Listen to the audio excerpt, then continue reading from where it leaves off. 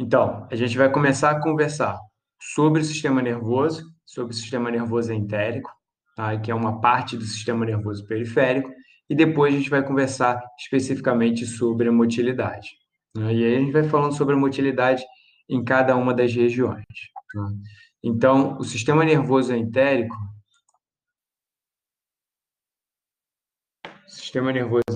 ele é um sistema muito simples, é um sistema de conexão entre dois grandes grupos de neurônios. Então, um grupo forma um plexo, que é o plexo mioentérico, e o outro plexo é o plexo submucoso. Então, a gente tem esses dois, digamos, subchefes de comando. Daqui a pouco eu vou contar uma história para vocês e essa história vai fazer muito sentido, vai ficar muito claro a diferença entre os plexos e também como cada um deles funciona e como que é a integração com o sistema nervoso central, né? Então, o sistema nervoso entérico, ele recebe conexões de neurônios sensitivos da mucosa. Então, a gente observa neurônios que recebem a informação do que está acontecendo na mucosa, recebem informações parasimpáticas e simpáticas, e também podem atuar de maneira independente. Vou colocar uma figura aqui para vocês, tá? Essa figura ela mostra o epitélio, ou seja, a mucosa. Não brilha aqui. Mostra aqui a mucosa. Eu tenho um primeiro conjunto de neurônios, que é o sistema nervoso, que é o plexo submucoso. Existe um outro plexo, que é o plexo mioentérico.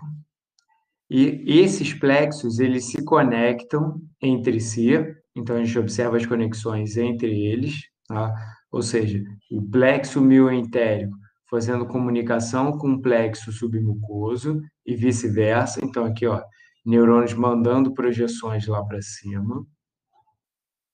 A gente tem também neurônios sensitivos na mucosa, que vão mandar essa informação para os plexos e também para o sistema nervoso central. O sistema nervoso central, ele vai responder através do sistema simpático ou do sistema parasimpático. Ou seja, esses dois plexos, eles estão integrados com a mucosa e com o sistema nervoso central. Então, só para organizar isso aí, lembrar um pouco lá das aulas de anatomia. Então, a gente tem no cérebro, a gente tem o sistema nervoso central, a medula espinhal também faz parte do sistema nervoso central. Então, o sistema nervoso central, ele é formado pelo cérebro, por todas aquelas regiões relacionadas com a fala, com a audição, com os sentidos, com o processamento dessas informações, com integração, com áreas relacionadas com sentimentos, comportamentos. Ali a gente encontra, logo abaixo do telencéfalo, a gente encontra os núcleos da base, o tronco cerebral, e no tronco cerebral a gente encontra diferentes núcleos e regiões relacionadas com atividades mais primitivas, como, por exemplo, eh, fome, sede, deglutição, sensação de frio, calor, impulso sexual, impulso de sede, de alimentação, de fome, né? Todas essas regiões, todos esses controles, eles estão ali na parte mais baixa do cérebro. E depois a gente tem a medula, que é responsável por transmitir a informação para os nervos periféricos e também por receber a informação de nervos periféricos. Então, aqui a gente tem a organização mais simples do sistema nervoso central, né? Depois do sistema nervoso central, a gente tem o sistema nervoso periférico. A gente já conversou um pouco sobre o sistema nervoso periférico quando a gente falou sobre sistema simpático e parasimpático. Então, lembram da aula passada? Eu conversei com vocês sobre o sistema relacionado com a luta e com a fuga. Que sistema é esse? É simpático ou é parasimpático?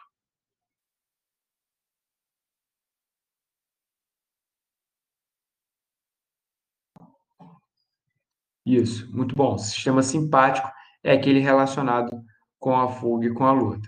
O sistema parasimpático, ele tem a atividade contrária, praticamente em todas as situações, contrária à do sistema simpático.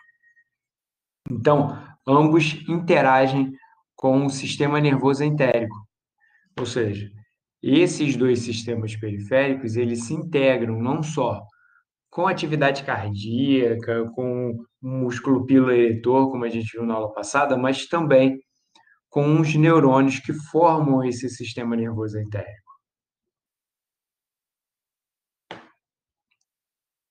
Então, o sistema nervoso entérico, ele é uma das partes do sistema nervoso periférico. A gente tem diversos exemplos de neurônios periféricos.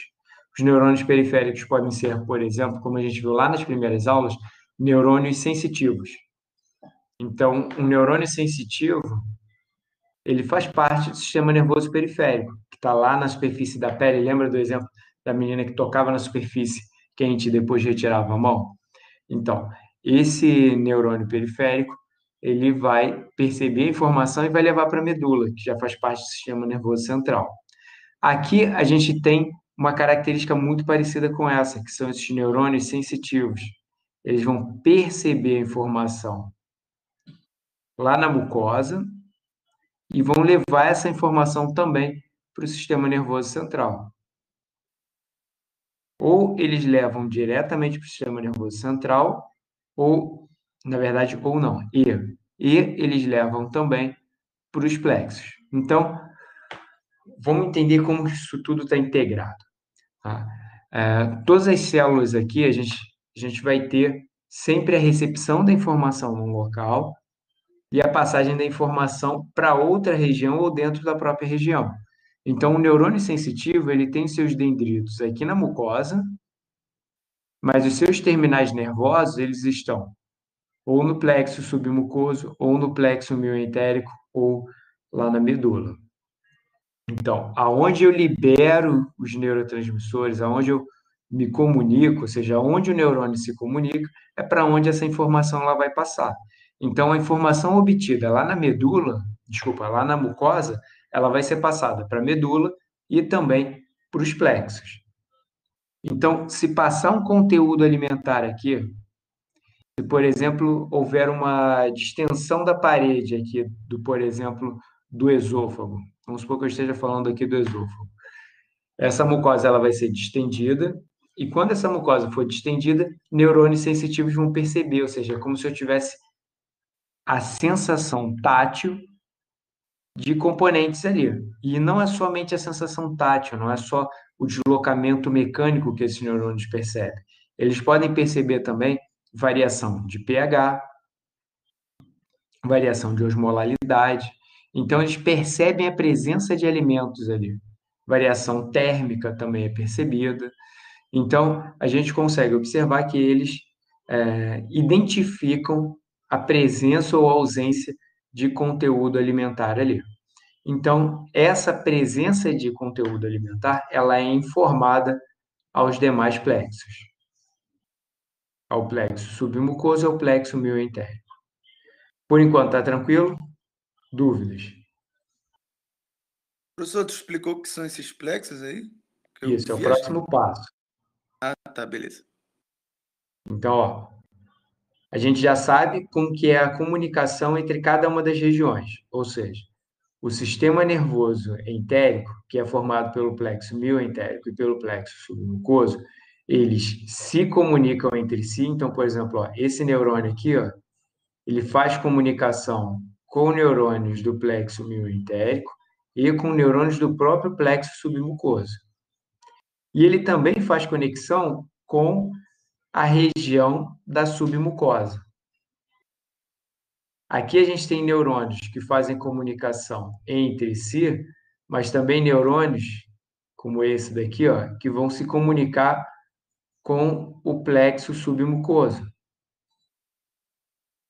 Esses neurônios, tanto do plexo mioentérico quanto do plexo submucoso, recebem conexões, aqui ó, em vermelho, do sistema simpático e do sistema parasimpático. Ou seja, o sistema simpático e o parasimpático, eles estão interagindo com os dois plexos e também estão interagindo diretamente com a mucosa. Além disso, a gente tem outros neurônios se comunicando, que são os neurônios sensitivos lá da mucosa, que vão receber informação e vão mandar essa informação para os plexos ou para o sistema nervoso central. O sistema nervoso central, ele recebe essa informação e ele devolve essa informação por meio do sistema simpático ou do parasimpático, dependendo de qual é a necessidade naquele momento. O plexo mioentérico, então vamos pensar o nome, ó, mioentérico. Mio te lembra o quê?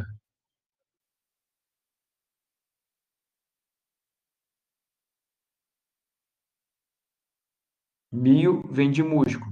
Então, ó, miosina, miostatina, essas palavras que começam com mio, elas têm esse prefixo relacionado com tecido muscular, com algum tipo de tecido muscular, né? Miosinoquinase, miosinofosfatase, a gente já viu várias e várias palavras com esse prefixo, e esse prefixo ele está relacionado com o músculo. Então, o plexo mioentérico, mioentérico significa que é o tecido muscular do sistema entérico, ou seja, de esôfago, estômago, intestino delgado, intestino grosso, né? E plexo é um conjunto, é uma combinação. Então, eu tenho um plexo de neurônios, eu tenho esse grupo de neurônios interagindo com o músculo do trato gastrointestinal. Então, o plexo mioentérico, ele comanda a motilidade gastrointestinal. E o plexo submucoso, ele vai ser responsável por comandar a submucosa. E é na submucosa que a gente encontra a maior parte das glândulas, tá?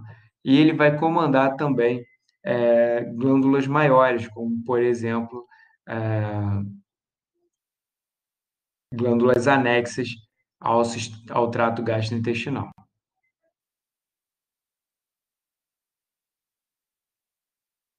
Então, o plexo ele é formado por esses neurônios que estão integrados entre si.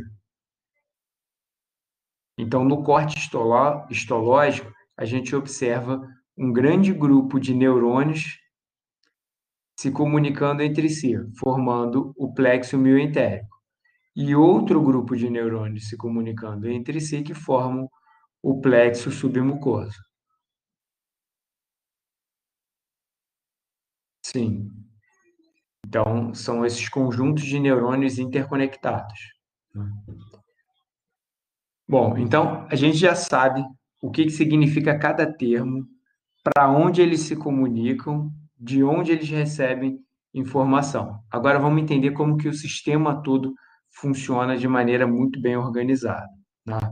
Para isso, eu vou contar uma história para vocês. Essa história é a seguinte: talvez algumas pessoas aqui já tenham trabalhado em grandes empresas, né?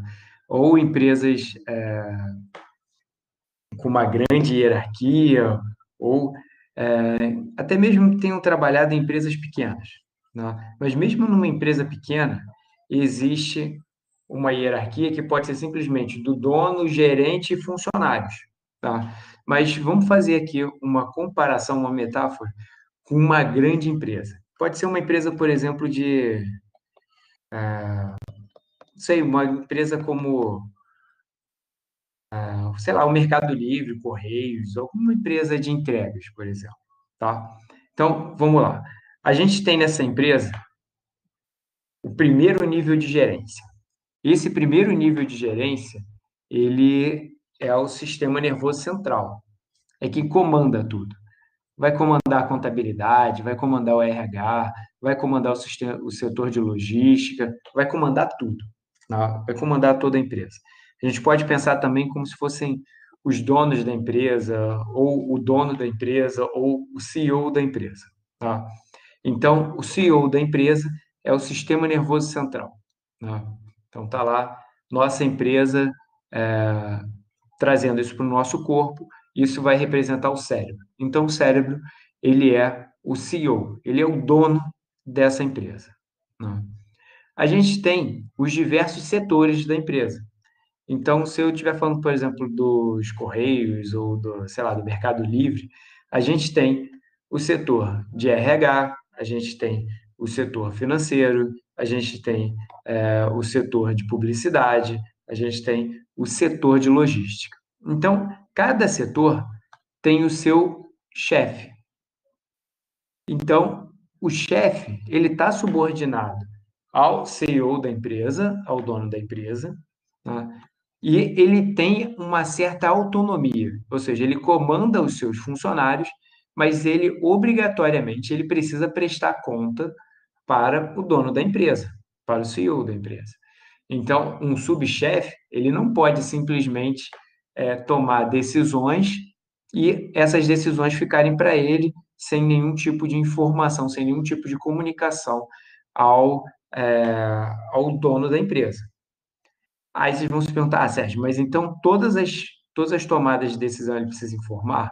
Algumas ele não vai precisar informar, como, por exemplo, ele não precisa informar que ele mandou todo mundo do setor, por exemplo, de logística ali, usar os EPIs. Isso ele não vai precisar informar, porque é algo que já faz parte da rotina. Então, tarefas mais simples ele não informa, tarefas mais simples ele simplesmente executa. Né? Agora, ele não vai decidir, por exemplo, se ele deve realizar todas as entregas num dia ou se ele vai simplesmente acumular todo o material. Ele precisa ser comandado, ele recebe ordens. Então, a gente tem aqui, no caso da minha empresa, a gente vai trabalhar com um sistema de e-mails interno. Tá? Então, tem lá os e-mails internos em que eu vou mandar essa informação para o chefe da empresa, para o dono da empresa. Tá? Então, o dono da empresa vai receber essas informações. Quando a gente traz isso para o nosso corpo, a gente tem os neurônios que se comunicam com o sistema nervoso central, através da medula. Então, essa informação ela vai para a medula e da medula vai para o cérebro. Então, essa informação ela vai transitar em direção ao cérebro, passando pela medula. Então, a medula é como se fosse simplesmente um despachante. Ela vai receber a informação e vai mandar para cima. Recebe a informação que vem das diferentes regiões do corpo e manda para cima. É como se fosse um agente de tecnologia da informação. Ele só vai organizar essa informação e vai despachando. Ele não vai tomar nenhuma decisão em relação ao sistema nervoso entérico. Ele toma até uma pequena decisão ou outra, como, por exemplo, a gente viu no arco reflexo. Tá? Mas quem comanda tudo efetivamente é o nosso cérebro. Bom, então vamos colocar uma seguinte situação. O Tiago tem o seu CEO. O CEO do Tiago é o seu cérebro. Tá? E aí ele conscientemente resolve convidar alguém para jantar com o término da quarentena. Esse convite para jantar não pode ser num restaurante, vai ter que ser na casa dele. Então ele resolve convidar alguém para jantar, resolve convidar, não sei, uma namorada ou uma garota que ele deseja que seja é, uma namorada, por exemplo, ou alguém para ele se envolver afetivamente. Tá? Então, imagine a situação. Tá? Ele. Vamos imaginar que a quarentena já acabou e não vamos fazer algo que é politicamente incorreto. Tá? Então, quarentena terminou, o Tiago, garotão, ficou 40 dias, ficou esse período todo isolado e agora ele está ávido por contato social e aí ele resolve convidar alguém para sair. E aí ele pensa, bom, vou levar num restaurante interessante. Vou levar num restaurante de comida, por exemplo, qual tipo de restaurante você quer levar, Thiago? Se alguém quiser opinar sobre o encontro do Thiago, pode opinar aí. Qual tipo de restaurante vocês querem ir?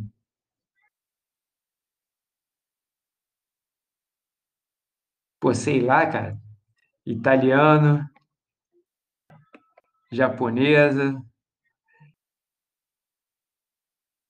tá. Italiano, legal. Então, claro, a gente prefere comida mineira, tá. Vamos lá. Então, eu acho que o ponto comum aí é a comida italiana. E aí o Thiago resolve ir num restaurante de comida italiana. Chegando nesse restaurante, ele já vai começar a ter sinais de que vai se alimentar. Então ele chega no restaurante, aí ele começa a observar as outras mesas, ele observa, por exemplo, os pratos, ele sente o cheiro do alimento que pode estar presente ali.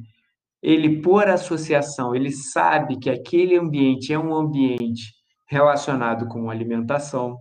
Então, o seu sistema nervoso central, o CEO, o dono da empresa, já começa a mandar informações. Ele manda informações a partir do sistema simpático ou parasimpático. Tá? Nesse caso, ele vai mandar informação pelo sistema parasimpático lá para os plexos, falando o seguinte, ó, primeira informação indo pelo e-mail. Subchefes, e aí ele está se direcionando ao plexo mioentérico, ao plexo submucoso. Prevejo a necessidade de alimentação e prevejo também que essa necessidade será atendida muito em breve. Portanto, prepare-se. Então, quando o Tiago começa a olhar para alimentos, começa a olhar para aquele ambiente ali, que é o restaurante, e começa até mesmo a sentir os odores, observar, ter aquela percepção de alimentação e também lembrando, conectando-se às regiões de memória, lembrando de que ele já foi naquele restaurante, que a comida de lá é muito boa, ele já começa a ter sinais repercutindo sobre toda essa sensibilidade aumentada à alimentação. Então, ele começa a ter, por exemplo, mais salivação na boca. A boca começa a salivar. Ele começa a sentir o seu estômago se movimentando. Então, trazendo isso para uma linguagem mais simples, o estômago dele começa a rugir, a roncar e a boca começa a se encher de água. Por que isso? Porque eu tenho o plexo mioentérico que recebeu essa informação, esse subchefe aqui, o sistema nervoso entérico recebe a informação e ele começa, ó, vamos lá, ó, sistema nervoso plexo mioentérico, começa a estimular a motilidade porque daqui a pouco vai chegar alimento. Plexo submucoso, eu preciso de secreção para poder receber esse alimento adequadamente, para ter deslocamento, para poder começar a digestão. Então, notem que o subchefe, o chefe de setor, que é o sistema nervoso entérico, ele começa a dar ordens relacionadas com aquela informação que ele está recebendo do sistema nervoso central via parasimpático. De fato, ainda não chegou nenhum alimento, mas a gente já está se preparando para a alimentação. A gente já está se preparando para a alimentação porque os plexos eles estão exercendo o seu papel, ou seja, o plexo mioentérico comandando motilidade e o plexo submucoso comandando secreções e fluxo sanguíneo no aparelho digestivo. Professor, o que é motilidade? Motilidade é a resposta motora. Então, a gente já vai ter ali início de movimentação.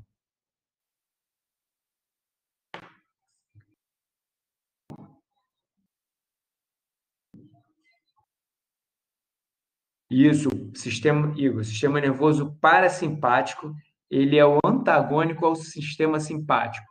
Numa situação de fuga e luta, né?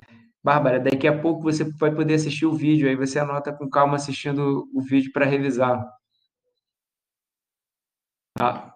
Parasimpático é o contrário do simpático. Vamos pensar o seguinte: o simpático é aquele da fuga, da luta.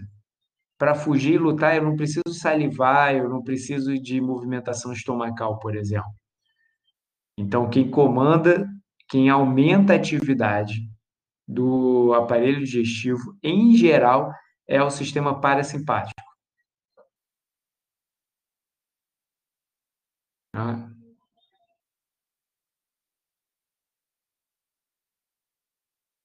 Vamos lá. Então, o Thiago ainda não começou. Thiago, você está com quem aí nesse restaurante?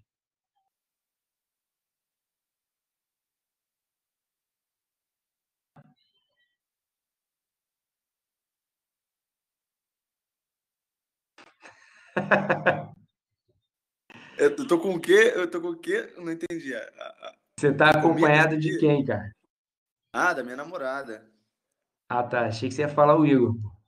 Você estava perguntando que comida que eu tava. Então, vamos lá. Então, o Thiago e sua namorada, eles entraram no restaurante.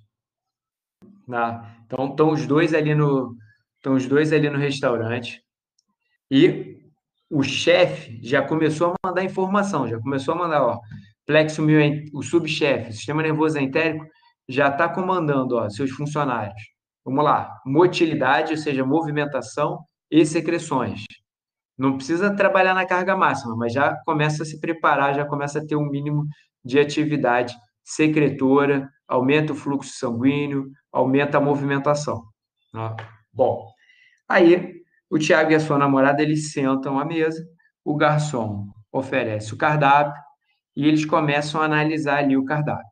Conforme o Tiago vai lendo o cardápio, aí ele imagina, pô, a lasanha daqui é muito boa.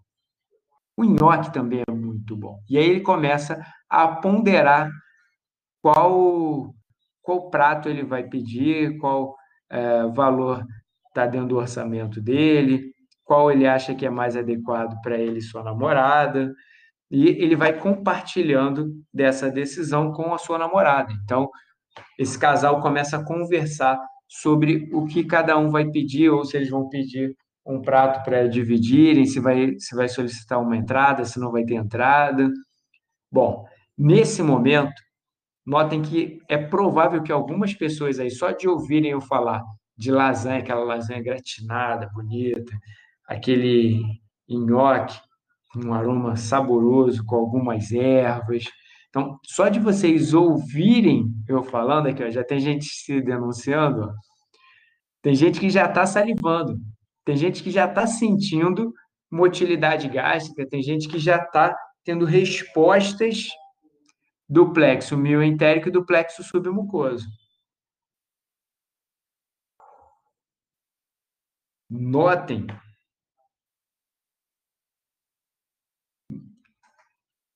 notem que o epitélio do Tiago ali, da sua namorada, não entrou em contato com alimento algum ainda. Nenhum alimento entrou em contato aqui.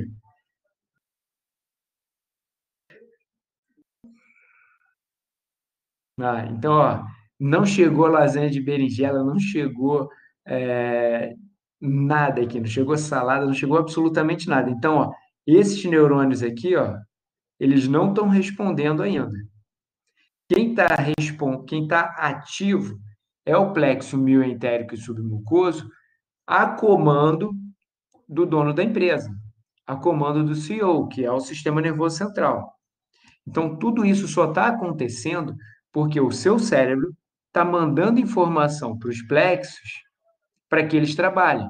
O sistema nervoso entérico, ele não tem percepção de visão, ele não tem percepção de audição, de olfato, ele não tem isso. Quem tem isso é o sistema nervoso central. Então, é o sistema nervoso central que está recebendo as informações, associando com memória, associando com vontades, associando tudo isso e tomando a seguinte decisão: preciso de motilidade e secreção, porque provavelmente chegará alimento ali.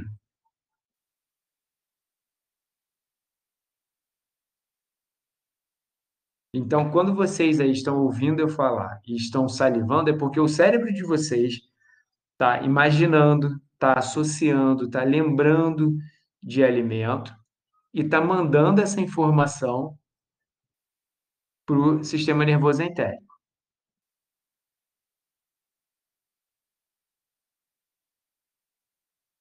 Então, o estímulo vem tanto do epitélio quanto do cérebro?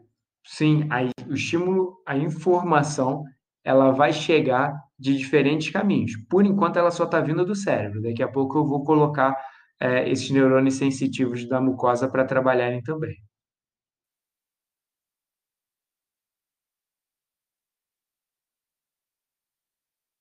Isso, a gente tem o plexo mioentérico e submucoso, eles vão receber informação do parasimpático, mas eles também vão receber informação do simpático.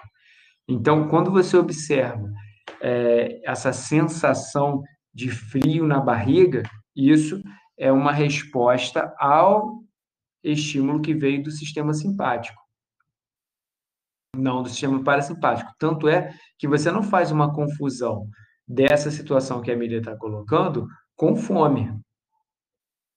Então, numa situação de medo em que você tem aquele frio na barriga, essa sensação ela é diferente de fome, ela é muito diferente de fome. A fome está associada a um aumento de fluxo sanguíneo. Já o sistema simpático ele vai promover redução de fluxo sanguíneo no aparelho digestivo. Então, sentir esse frio ou sentir calor são duas respostas contrárias que a gente observa no sistema parasimpático e simpático. Então, calma, que o jantar do Tiago vai ser um jantar interessante, eu prometo para vocês. Tá? Vamos seguir com o jantar. Então, eles resolvem pedir. O que vocês querem pedir?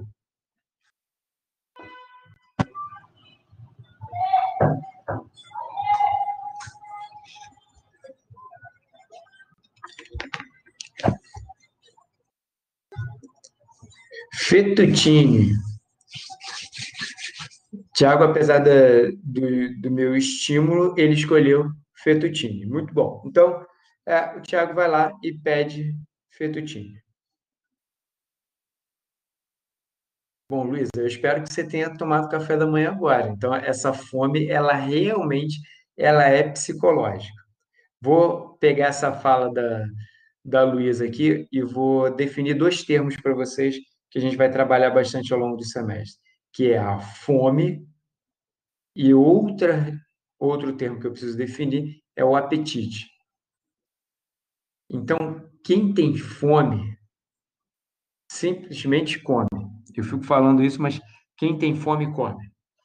Vamos supor que você trabalhou o dia inteiro, fez uma série de atividades, e aí você, por exemplo, almoçou mal e não fez nenhum lanche à tarde. Quando chega à noite, você está desesperado de fome. Imagina na época em que não tinha quarentena. Você trabalhou o dia todo, você foi para a faculdade de manhã, depois trabalhou à tarde, e aí chega de noite em casa. Quando você chega de noite faminto, não faz diferença para você se é aquele arroz que sobrou do almoço ou se é o pão que sobrou do lanche da manhã. Você está com fome, você vai comer. Tá? Então, quem tem fome vai comer, tem vontade de se alimentar. Agora, quando a gente fala de apetite, apetite é um desejo por algum tipo de alimento. Tem inclusive associação com emoção, com memória, com afeto, com outras necessidades. Então, se, por exemplo, nesse momento de quarentena você está comendo um pouco mais do que normalmente come, e aí você pensa assim, pô, eu estou aqui assistindo a aula e está me dando vontade de comer alguma coisa. Aí alguém chega para você e fala assim, ah, não, tem esse pão francês aqui de ontem. Aí você fala, não, esse pão eu não quero comer esse pão. Agora, se alguém te oferece, por exemplo, pão de queijo que acabou de sair do forno, com aquele cheirinho bem característico, bem douradinho ali, com bastante queijo, um pão de queijo caseiro. Aí você fala, ah, um pão de queijo caseiro eu aceito. Ou seja, você não está com fome. A sua escolha ali está sendo determinada pelo seu apetite, pelo seu desejo, pela sua vontade, o quanto que aquele alimento vai te trazer alguma sensação prazerosa. Então, a fome, ela é uma resposta fisiológica à redução nas reservas energéticas. Então, redução de massa gorda, redução de reservas de carboidrato. Isso é sinalizado, por exemplo, por hormônios, como aumento de glucagon, redução de insulina. Isso vai sinalizar fome. Agora, apetite não. O apetite não está relacionado com esses hormônios nem com essas reservas energéticas. Então, se a sua insulina está alta, é porque sua glicemia está alta. Então, nessa condição, o seu apetite pode estar aumentado por um determinado alimento. Agora, fome, você não está. Se alguém te oferecer, por exemplo, arroz com farofa e ovo cozido, você vai falar, não, isso eu não quero não. Agora, se alguém te oferecer aquela pontinha da picanha feita na brasa com molho barbecue, você vai olhar assim, isso aí eu quero. Ou seja, a gente não está falando de fome, você não está com uma necessidade de aumentar as suas reservas energéticas, mas sim com um desejo de comer alguma coisa. Tudo bem? Bom, retornando à nossa situação, tá? Então, o Tiago, junto com a sua namorada, ponderaram e resolveram pedir um fettuccine. Tá? É para você sentir fisiologicamente o que está acontecendo na minha explicação. Então, vamos lá. Seguindo. Aí, não vai ter entrada, vai ser direto fettuccine, é isso? Pensa na turma da noite. Na turma da noite eu vou contar essa mesma história e vou dar aula para eles às 6h30, 7 horas da noite. Vai ser pior, né? Então, não vai ter entrada. Vai lá, Thiago, pede uma entrada. Meninas, escolham a entrada aí que o Thiago vai comer. Salada, Bárbara puxando para o lado saudável.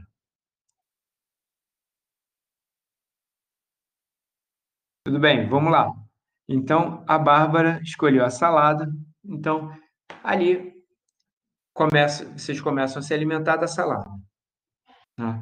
Então, vocês comeram a salada, ou seja, teve alimento sendo mastigado, deglutido, ou seja, agora tem alimento chegando aqui, ó.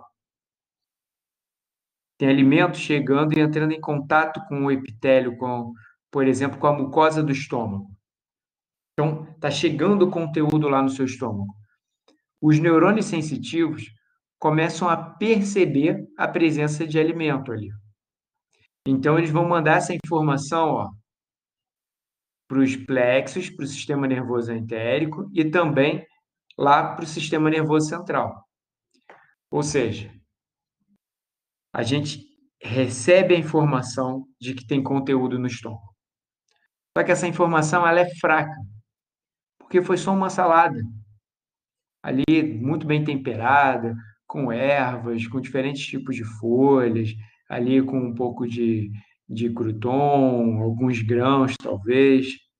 Mas mesmo assim, a salada não é um prato que vai te dar saciedade, que vai te deixar totalmente satisfeito. Talvez para algumas pessoas sim, mas para a grande maioria não. Provavelmente o Tiago não se sentiu satisfeito com essa entrada. Ele ainda está pensando lá na massa que ele escolheu. Ele ainda está pensando lá no fettuccine. Então, o que acontece? A presença da salada ali no estômago fez com que o sistema nervoso entérico respondesse, falando o seguinte: plexo mioentérico e plexo submucoso aumentem a sua atividade porque já tem conteúdo no estômago.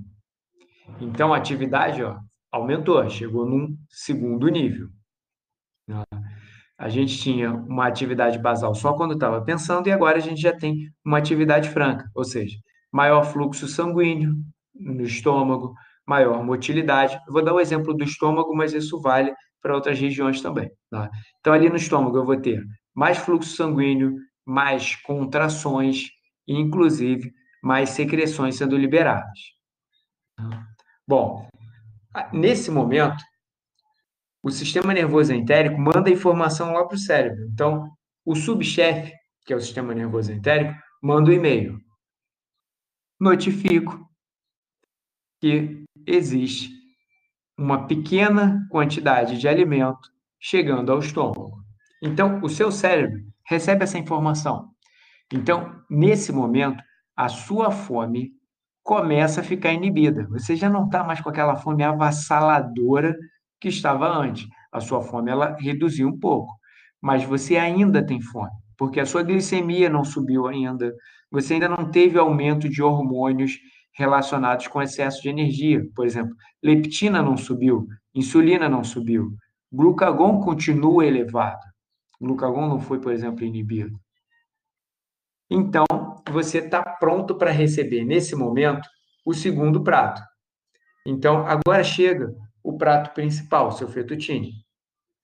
E aí, você consome uma boa porção de fettuccine.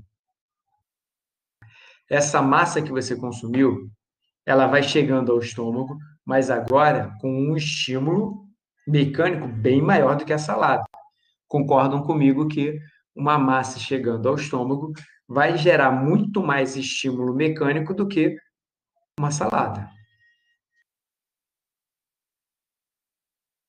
Então, a gente tem, nesse momento, o epitélio sendo distendido, tá? E essa informação ela vai sendo passada para o sistema nervoso entérico.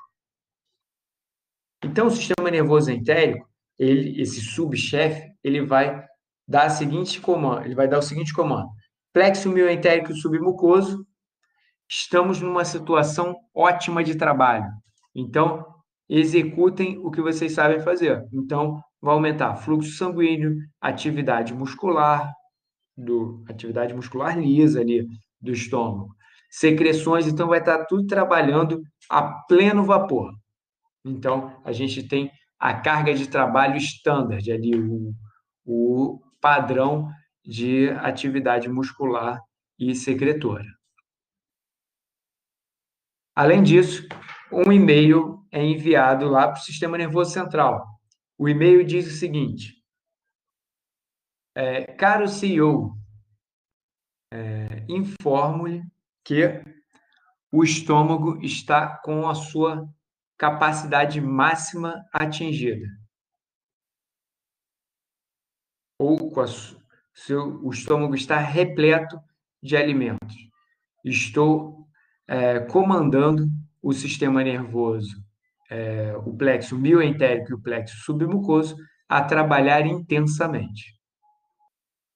Ou seja, o seu sistema nervoso central tem a percepção de que o seu estômago está cheio.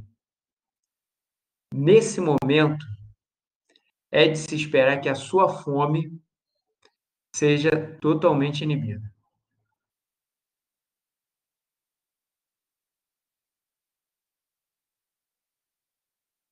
Esse é o normal. O esperado é que, nesse momento, você não tenha mais vontade de se alimentar. Você já bebeu, então o Thiago tomou um vinho, comeu uma massa, então ele foi lá, comeu o seu fettuccine, tomou um vinho, já tinha feito a entrada, está satisfeito. Então, tudo funcionando bem. O subchefe já informou ao chefe que o estômago está cheio, tem uma boa quantidade de alimentos ali, já comandou o plexo mioentérico e o plexo submucoso a trabalhar, então os funcionários estão ali trabalhando, está tudo funcionando perfeitamente. E aí vem o maldito garçom com aquele carrinho de sobremesas. Como a Bárbara já estava dando spoilers aqui, tá? Vem o garçom com aquele maldito carrinho de sobremesas, e aí ele chega perto do Thiago, o Thiago olha, e aí ele vê ali uma série de sobremesas. Ele vê desde um pudim, um tiramisu, um petit gâteau, e aí ele começa a observar aquelas sobremesas e todas elas se parecem maravilhosas, né? Então, a gente tem ali todas as sobremesas expostas, né? E eu não estou falando daquele carrinho de sobremesa que vem com as sobremesas de mentirinha, não. Não, aquelas que vêm com a sobremesa de verdade. Ele está olhando ali as sobremesas. Então, conforme ele observa essas sobremesas, notem que o sistema nervoso central dele faz o quê? Começa a ponderar. Eu já não estou mais falando de fome, agora eu estou falando de apetite. Tá? Então, ele está olhando para aquelas diversas sobremesas, né? E ele pensa o seguinte: caraca, eu não estou com fome, não estou com fome. Porém, essas sobremesas elas estão fantásticas. E aí a namorada do Thiago fala: meu amor, olha para aquele carrinho ali. E aí o Thiago ele já tinha percebido, mas agora ele está recebendo informações também auditivas.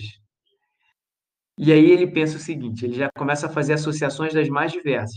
Ele já pensa o seguinte, pô, minha namorada ela já está satisfeita, mas eu sei que ela adora sobremesa, ela adora doce, então tem uma grande chance de eu deixá-la mais feliz com esse encontro se eu pedir a sobremesa.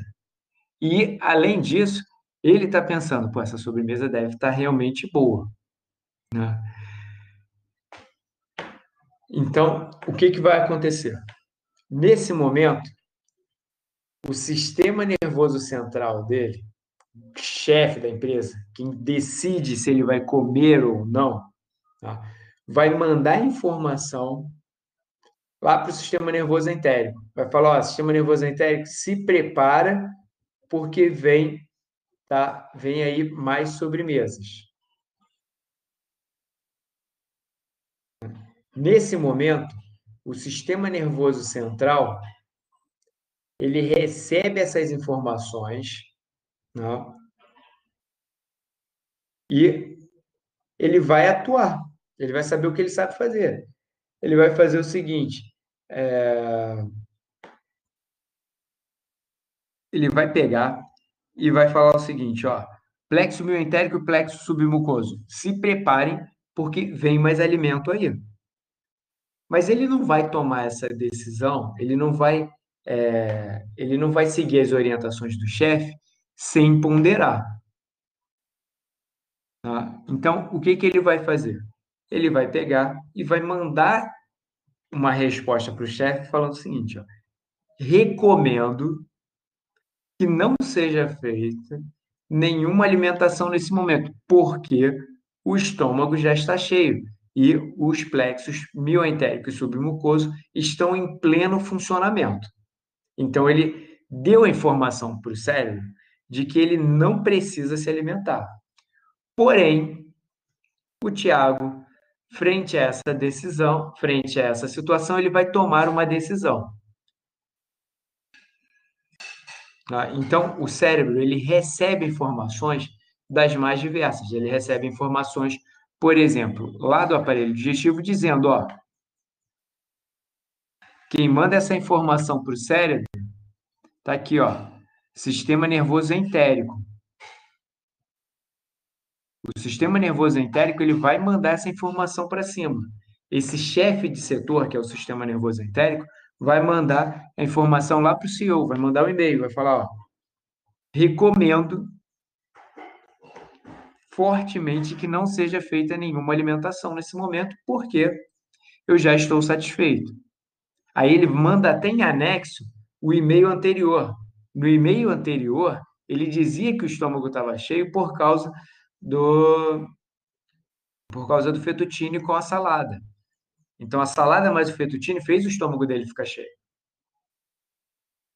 E ele já mandou essa informação para o cérebro, mas mesmo assim o cérebro está mandando outra informação, dizendo, ó, tem uma grande chance de vir alimento nesse momento, que no caso é a sobremesa.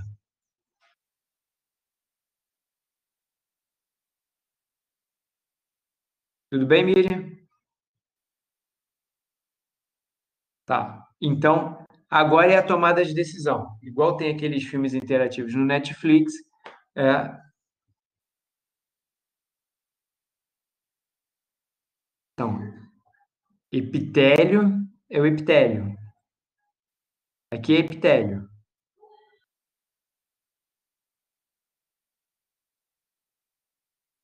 Pele não, mucosa. Aqui, isso daqui é a mucosa.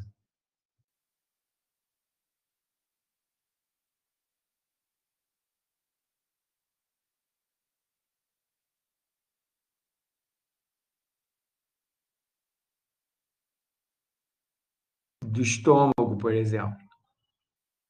Isso daqui não é o cérebro, isso daqui é o aparelho digestivo, o trato gastrointestinal. No meu exemplo aqui, eu tenho aqui estômago.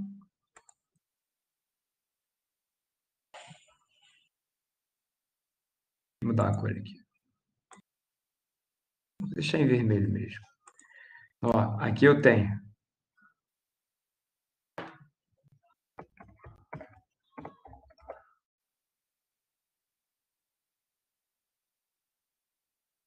epitélio estomacal, nesse meu exemplo aqui. Tá? Então, estou falando da camada mais interna do estômago.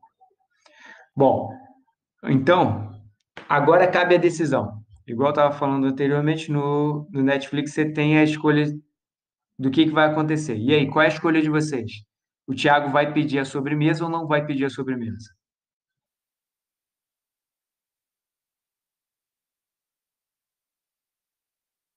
Vai, até porque senão vocês vão terminar o meu jantar agora. Não, então ele vai pedir a sobremesa, tá? Então ele pede a sobremesa, então ele pede lá a sua panna cotta, o seu tiramisu, o seu petit gâteau, tá? E aí ele pediu a sobremesa. Foi lá, consumiu ali a sobremesa. A sobremesa ela estava realmente muito saborosa, tá? Levemente adocicada. Então, essas sobremesas à base de leite, elas fazem a reação de Maillard, fica meio caramelizado, fica tudo lindo, perfeito. Tá? E aí, esse conteúdo, esse alimento, vai chegar até o estômago. Chegou lá no estômago. O que vai acontecer? O sistema nervoso entérico ele vai perceber a chegada de mais alimento. Vai perceber a chegada de mais alimento. O alimento está ali.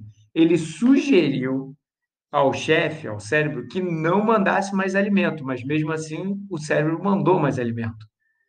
Então, esse subchefe, ele vai fazer o quê? Ele vai lidar com a situação. Ele já está, ó, pé da vida.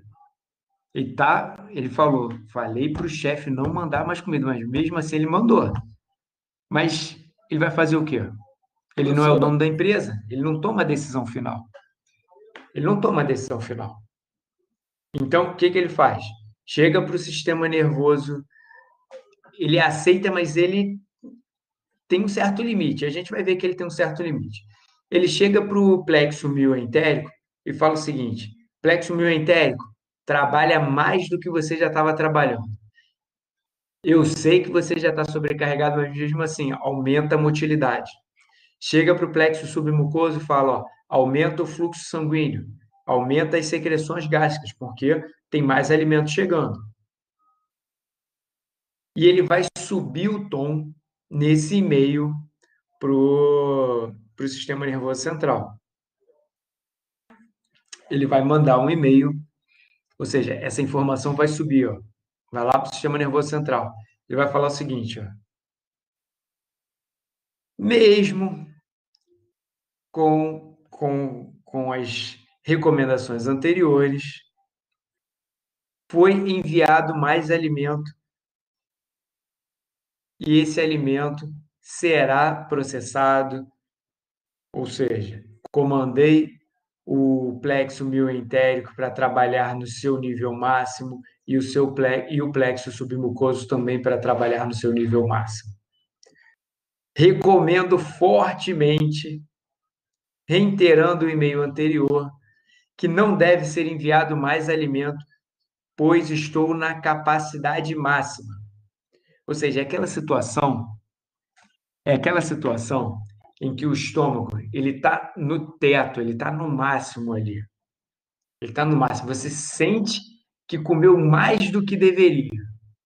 Você tem essa sensação. Você tem a sensação prazerosa por aquele alimento extremamente saboroso que foi consumido, mas você também tem aquela sensação de. Não é a sensação de estou satisfeito, agora a sua sensação é estou lotado, estou cheio, estou no limite.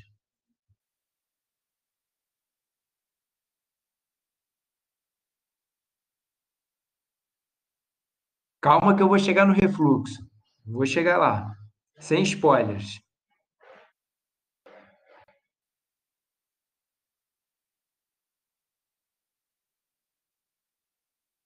Né?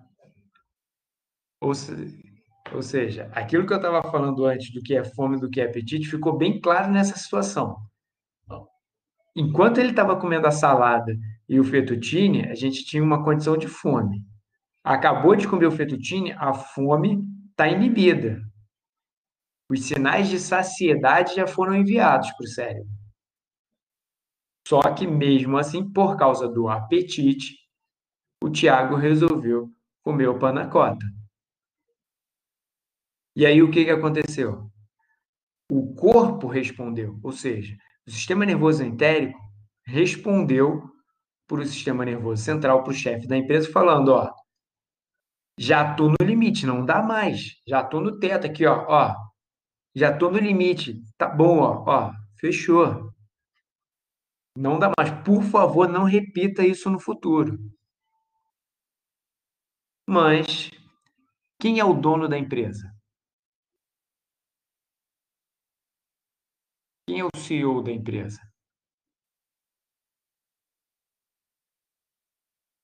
É o cérebro, não é o sistema nervoso, não é o sistema nervoso entérico. Não é o plexo mioentérico, não é o plexo submucoso, não são os neurônios sensitivos. Quem é o dono da empresa, quem comanda essa empresa é o cérebro, lá no sistema nervoso central. E aí chega o momento de encerrar esse jantar. Já consumiu a sobremesa, mas, mas o garçom, junto com a conta, ele traz como cortesia esse cafezinho com creme e um biscoito amanteigado. Café expresso, bonito aquele café expresso. O, o garçom fez até aquele coraçãozinho ali para o casal, para ficar bonitinho. Tá? Aquele café expresso com coração, com creme, com leite batido ali. Ele fez aquele coraçãozinho bonito, colocou ali é, biscoito amanteigado. Tá ali, bonitinho. O Thiago nem pediu esse café. A namorada dele também não pediu o café. Mas o café ele veio como uma cortesia. O Thiago ele vai sempre nesse restaurante, o garçom é amigo dele, então ele os donos do restaurante são amigos da família. Então tá lá o café expresso com o biscoito amanteigado, com aquele cremezinho em cima, ali como cortesia para o Thiago. E aí, olha a situação que a gente se encontra agora. O Thiago, ou seja, o CEO, o cérebro do Thiago, ele está recebendo essas informações e ele está novamente fazendo, está ponderando. Bom, já recebi as informações que eu estou totalmente saciado. Essas informações elas vieram do sistema nervoso entérico. Né? Bom, porém, o café está ali, com creme bonito, tem até um coraçãozinho, biscoito amanteigado. De verdade, fome eu não tô. Né? Tem ali um pouquinho de chantilly a pedido da Mariana. Né?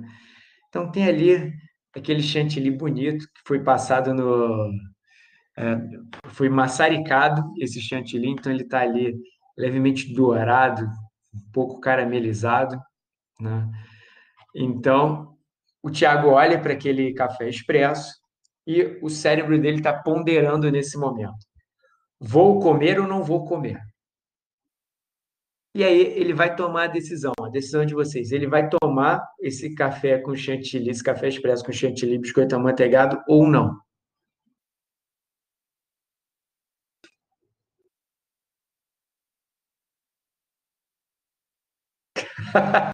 Vai. Não, dois também não, né, Mariano? Não. Os dois vão tomar, tá? Mas na verdade não. Só quem vai tomar é o Thiago. A namorada dele não vai tomar. A namorada dele vai falar: Não, meu amor, não quero café não, tá? Eu só tô a fim de ir para casa. Aí o Thiago faz o quê? Quando ele ouve isso, o que que ele vai fazer? Ele vai tomar o seu café rapidamente e vai pensar: Pô, minha namorada tá querendo ir para casa. Então, eu vou me embora. Ele pega o café e toma, respondendo aí aos anseios do Tiago, da Mariana. Não, ele vai lá e toma esse café e come o biscoito amanteigado.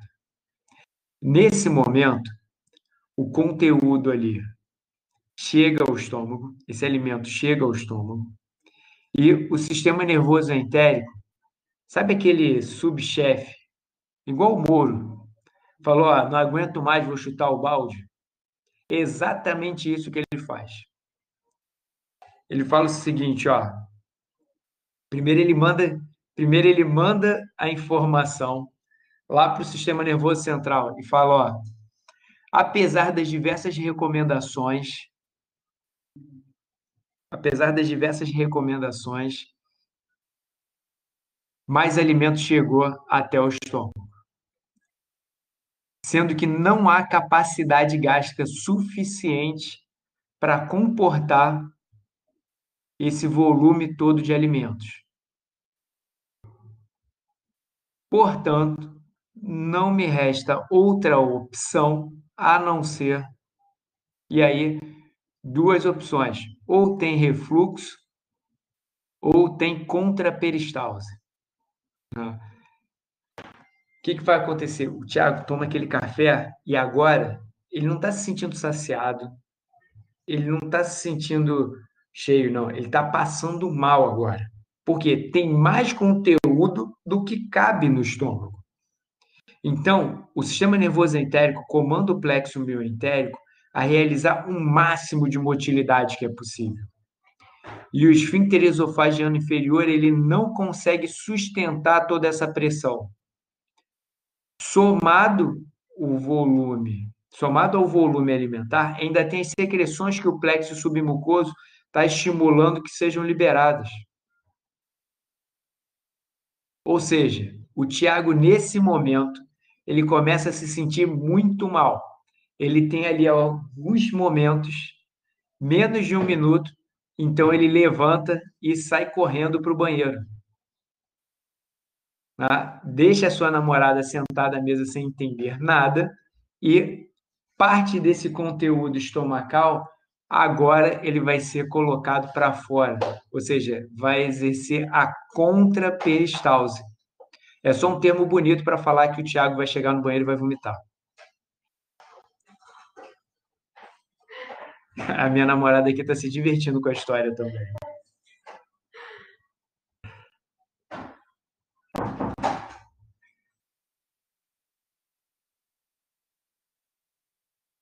Ou seja, aquele jantar, aquele jantar que era para ser um jantar lindo, romântico, que ia terminar com sorrisos no olhar, não só do Tiago, mas também de sua namorada, agora termina com a namorada do Tiago, embaraçada, envergonhada, com o Tiago sem graça, com o hálito característico daquilo que ele acabou de deixar no banheiro, pensando, essa noite ia terminar com happy end, mas agora não vai mais.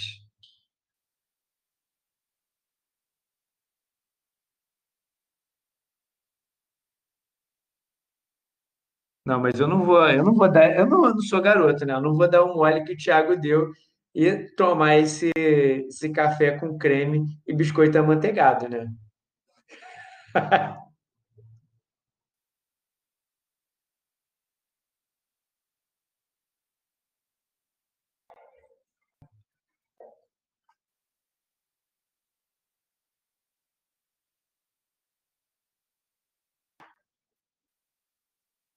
o que que eu estou querendo dizer? É, como se agora a culpa fosse do.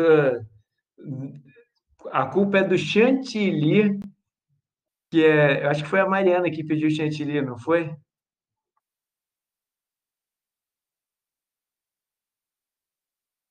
Não, a Mariana que pediu chantilly, isso mesmo. Então, esse chantilly que a Mariana pediu é que foi o culpado. Na realidade, não. A gente tem. é, a gente sempre coloca a culpa em quem não deve, né? Então, é a azeitona da empada. O sujeito foi lá, consumiu um monte de bebida alcoólica e a culpa é da azeitona da empada. Não, a culpa é do CEO. Quem tomou as decisões, quem tomou todas as decisões foi o cérebro do Thiago. Não foi nem o Thiago, foi o cérebro dele.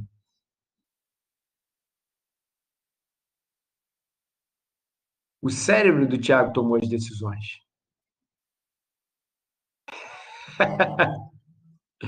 Então, o cérebro do Thiago é que tomou as decisões. O sistema nervoso entérico é o menor dos culpados aí. Toda vez que uma empresa quebra, o Professor, pessoal gosta de colocar a culpa nos gerentes de setor.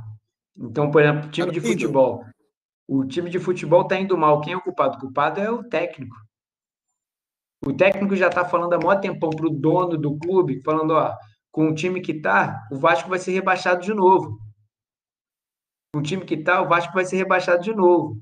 Mas aí, quem é o culpado? É o subchefe. Ou seja, é o, é o técnico do time, mas na verdade não é. Professor, tá me ouvindo? Tô ouvindo. Fala, Thiago. Ah, beleza. É, a dúvida que eu tava em relação a esse sistema aí, esse intercomunicador, né? Que leva desse Sistema sistema para nervoso entérico. entérico. Entérico. Mas ele é o quê? São os neurônios que passam por meio da medula espinhal, é isso? Então, aqui, ó. O sistema nervoso entérico, ele é esse conjunto todo que eu estou mostrando aqui na figura. É o conjunto de neurônios que formam os dois plexos e mais os neurônios sensitivos. Ah, é tudo isso aí. Esse conjunto aqui é o sistema nervoso entérico. São os neurônios que estão na proximidade do aparelho digestivo. Ah, tá.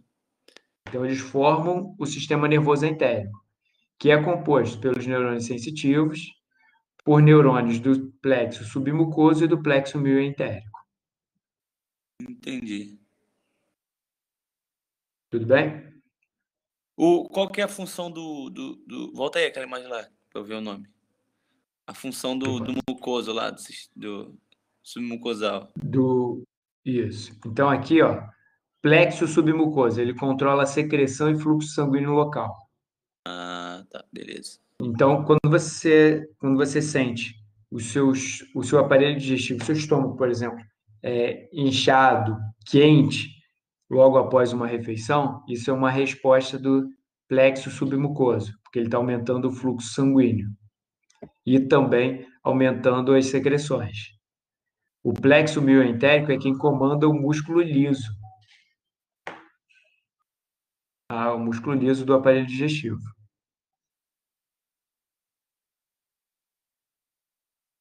Bom, dúvidas, perguntas?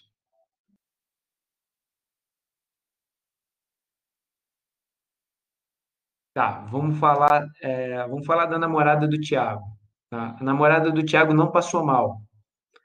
Ela chegou até o limite e respeitou o seu limite. Ou seja, o sistema nervoso central dela, o cérebro dela, tomou a melhor decisão. Tomou a decisão acertada, que foi não tomar o café com o biscoito. Como ela não consumiu café com biscoito, o estômago dela está cheio. Quando o estômago está cheio, a gente tem esses neurônios sensitivos percebendo essa distensão. Isso gera respostas locais e também respostas que são enviadas para o sistema nervoso central. Como resultado, você se sente saciado. Então, quando você pergunta para uma criança, fala para ela, Joãozinho, você está satisfeito? Ele fala para você assim, ó, pô, tio, eu tô com o estômago cheio, eu tô cheio. O que ele está querendo dizer é o seguinte, o estômago dele está com a sua parede distendida por causa do consumo alimentar dele, e essa informação ela foi enviada para o cérebro. Vácuo, por quê, Mariana? Fala aí. Você não está perguntando de falta de fome? É isso? Eu tô respondendo.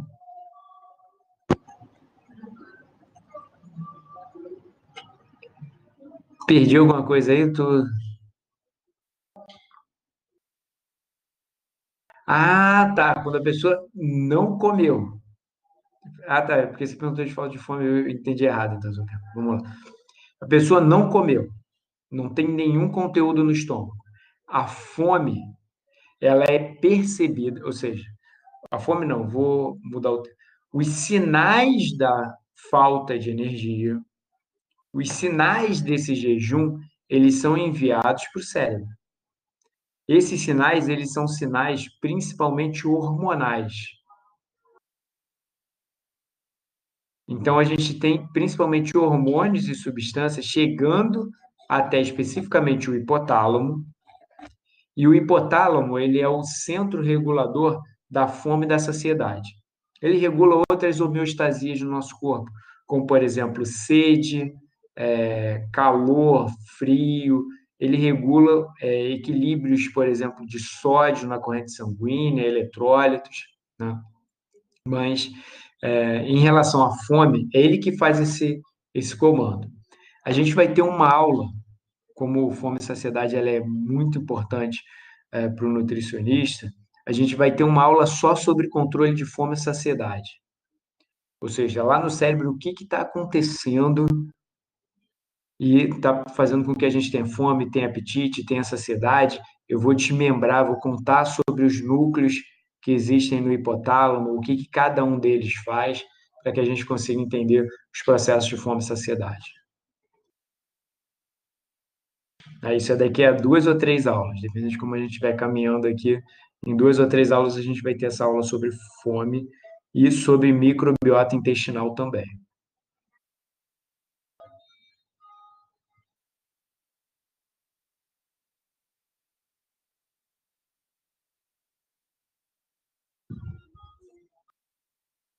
Isso. Então, quando a gente fala o sinal da fome, ou seja, os sinais de fome, como por exemplo, leptina, né?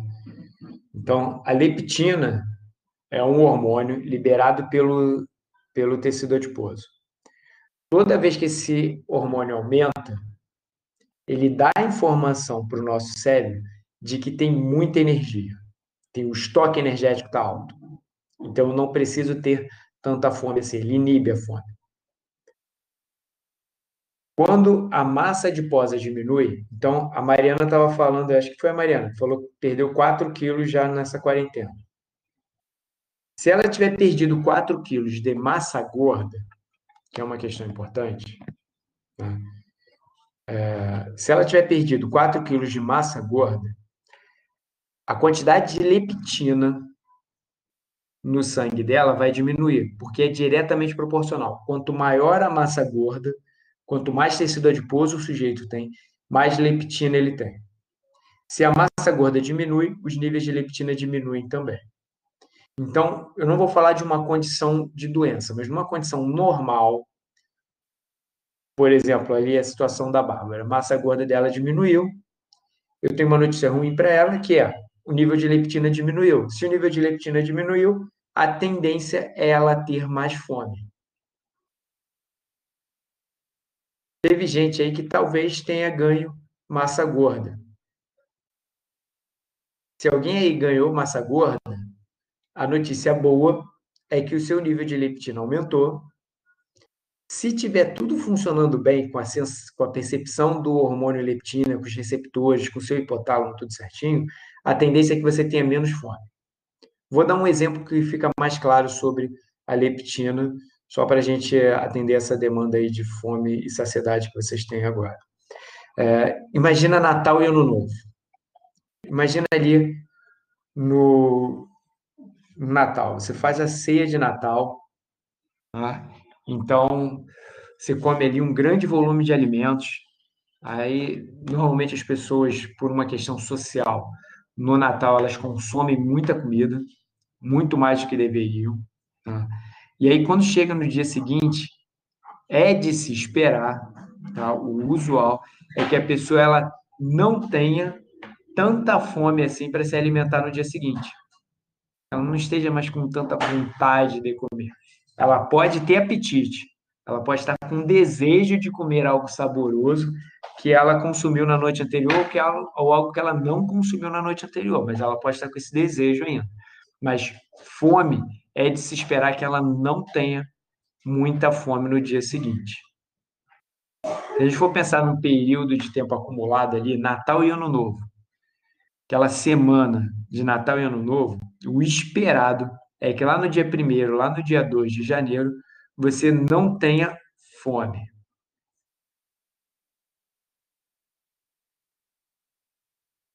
Eu nem...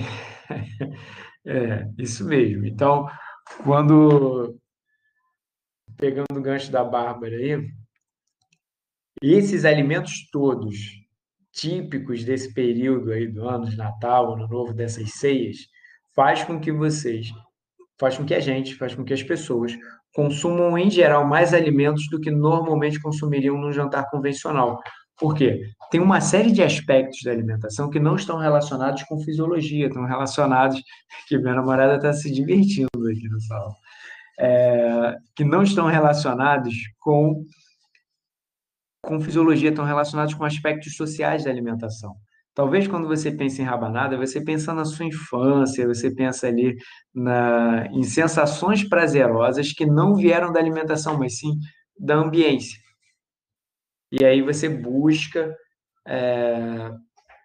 tem prazer, você busca prazer com essa alimentação.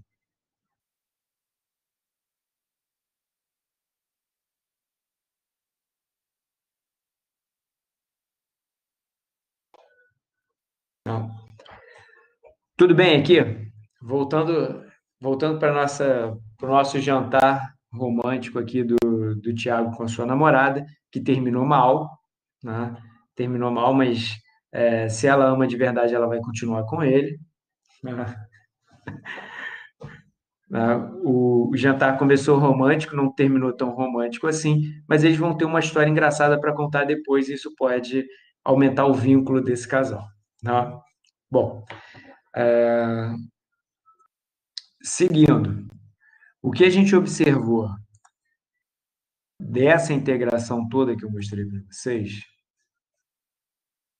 é que o sistema nervoso entérico, aqui, ó, ele recebe conexões de neurônios sensitivos da mucosa parasimpática e também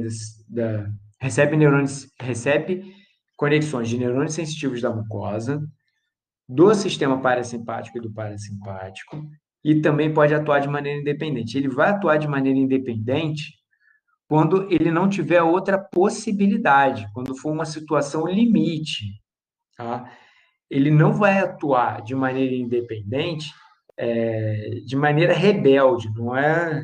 Ele não vai se rebelar contra o nosso sistema todo, não.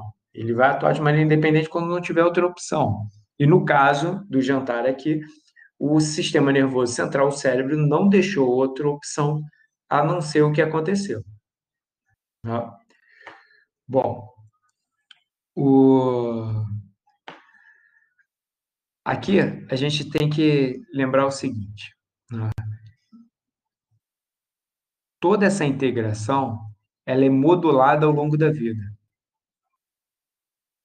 Se a gente repetir isso frequentemente, a margem de tolerância ela vai aumentando. Então, agora eu vou sair do exemplo do Tiago e da sua namorada e vou pensar num sujeito que tem um distúrbio alimentar, que é a compulsão alimentar.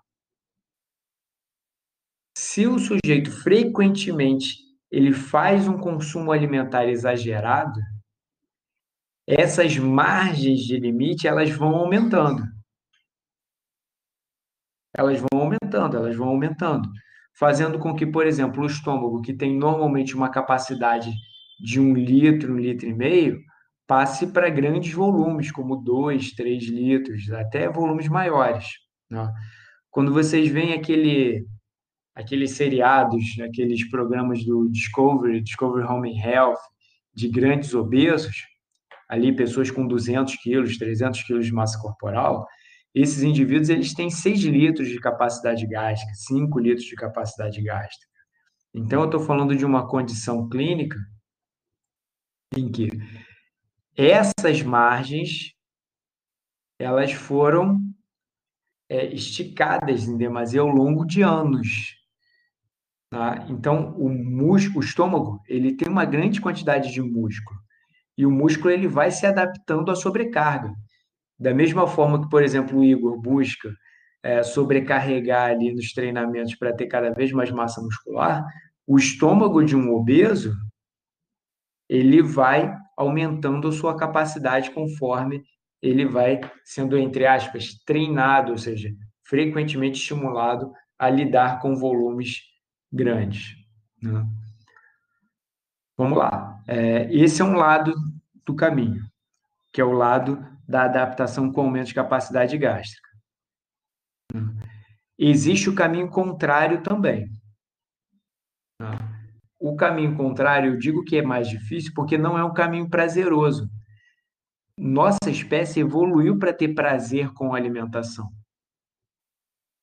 Então, quando, por exemplo, o pessoal fala aí que ama doce ou que adora carne ou um determinado alimento, é porque a nossa espécie evoluiu para gostar de alimentos, porque isso é importante para preservar a vida, né?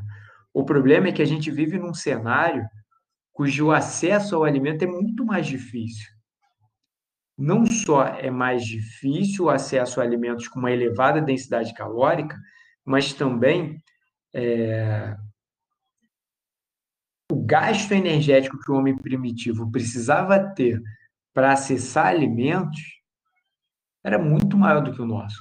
Hoje, por exemplo, tem algumas pessoas que ouviram a gente conversar sobre alimentos saborosos e levantou do sofá, da cadeira, da mesa, daí onde está, foi até a geladeira, pegou alguma coisa para comer e está comendo enquanto está assistindo a aula.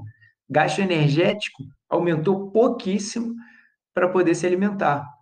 Agora, se a gente estivesse falando, por exemplo, vamos partir da situação em que esse alimento escolhido foi uma fruta, né? Estou sendo bem otimista na escolha do alimento, tá? Então, se você quiser pegar uma banana, você vai na mesa ali, vai na geladeira, a gente gosta de comer fruta gelada, então vai lá na geladeira e pega essa fruta, banana ou uma maçã, por exemplo. Agora, se você é um homem primitivo, não na época da agricultura primitiva, mas sim um homem primitivo, coletor e caçador, né? Você vai precisar subir numa árvore para pegar uma fruta. Isso se no meio do caminho você não encontrar com algum possível predador e tiver que fugir com essa fruta na mão até o momento em que você for se alimentar. Então, o gasto energético relacionado com a alimentação era muito mais alto do que é hoje. Então, por isso que isso é uma das explicações, um dos motivos da gente ter um aumento da incidência de obesidade na vida moderna. Não é o único, existem outros aspectos, mas esse é um fator bem importante, tá? Em relação, vou voltar aqui para a redução do volume do estômago, né? É possível reduzir o volume estomacal? É possível até um certo ponto. Aquele sujeito que já está com um volume gástrico de 6 litros, ele não vai conseguir retornar de modo fisiológico até 1 litro de volume de capacidade gástrica. Mas o sujeito que está numa condição, por exemplo, de sobrepeso, e está revertendo esse sobrepeso com dietas hipocalóricas, reduzindo o volume gástrico, ele consegue sim normalizar e reduzir essa capacidade gástrica. Só demora um tempo, cerca de 2 meses aí para esse processo começar a ser percebido. Fala, Miriam, faz sua pergunta.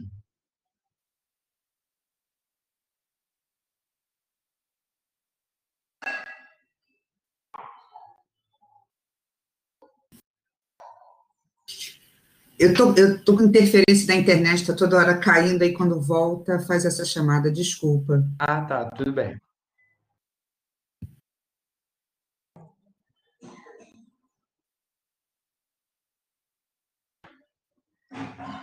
Sim. Então, o Igor está perguntando sobre a cirurgia bariátrica, né? A cirurgia bariátrica, nesses exemplos que eu dei de um sujeito que está com 200 quilos de massa corporal, 200 e pouco, 300 quilos, a cirurgia bariátrica ela é realmente muito indicada, né? Por quê? O sujeito que chega nesse volume de massa adiposa, com certeza não é porque ele quer. As pessoas falam assim, o sujeito ele é obeso porque ele quer. Não é assim que funciona. Ninguém vai chegar a uma massa corporal de 250 quilos porque deseja, porque acha que isso é legal. Não, o indivíduo ele começa a ter uma série de problemas relacionados com a obesidade que são muito ruins. Ele começa a ter menos mobilidade, maior dependência de outros indivíduos, começa a ter problemas de pele, de aumenta o risco de infecções, a autoestima diminui. Então, a gente tem muitos processos relacionados, né? Um grande obeso desse nível, né, ele provavelmente ele tem algum outro problema que não é somente comportamental, ele tem algum problema de ordem metabólica, fisiológica acontecendo junto com isso, né?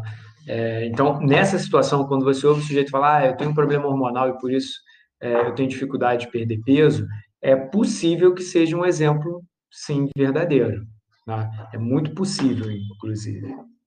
Diferente do que a gente observa quando você vê um sujeito que está ali dentro do peso adequado e, às vezes, só por uma questão estética, ele não se sente bem com o corpo.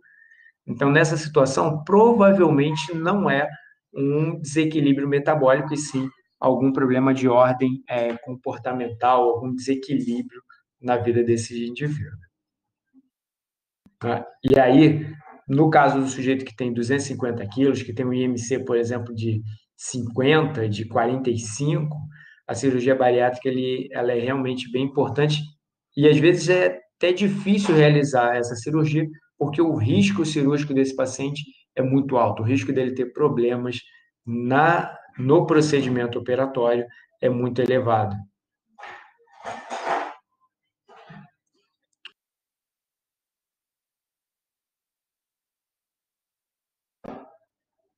Então, o estômago ele vai atrofiar, assim, ele vai reduzir de volume. Uma paciente que tem anorexia nervosa, ela tem uma capacidade gástrica menor do que uma mulher saudável, com certeza, né? Então, para ela, olha como o nosso corpo, ele, ao longo do tempo, ele se adapta, né? E reduz os sofrimentos de um modo geral. Essa mulher ela não vai conseguir, por exemplo, consumir 500, 600 gramas de alimentos. Então, se ela for no restaurante a peso, por exemplo, no restaurante a quilo, ela não vai conseguir consumir meio quilo de alimentos porque ela não tem capacidade gástrica para isso. Então, a recuperação dela também precisa ser gradual. Eu não posso chegar e falar assim, a paciente com anorexia, é só ela comer um PF todo dia que ela vai resolver o problema. Não, não é assim que funciona, porque ela não tem capacidade gástrica para consumir um prato feito. Para ela, aquilo dali é um volume de alimentos muito maior do que ela comporta. Igor, não esqueci de você não, vou te responder ainda. Então, vamos supor que esse sujeito que tinha lá 250 quilos fez uma cirurgia bariátrica e agora a sua capacidade gástrica reduziu para 100 ml. É isso mesmo que eu estou falando. Tem gente que faz cirurgias que sai de uma capacidade gástrica de litros e passa para ml. Ou seja, tem gente que sai da mesa cirúrgica, dependendo da técnica, com uma capacidade gástrica de 50 ml, de 100 ml. Ou seja, ele vai consumir a dieta, que inicialmente deve ser líquida, em copinhos. Então, eu mudei ali o estômago, mudei o processo de digestão e absorção, né?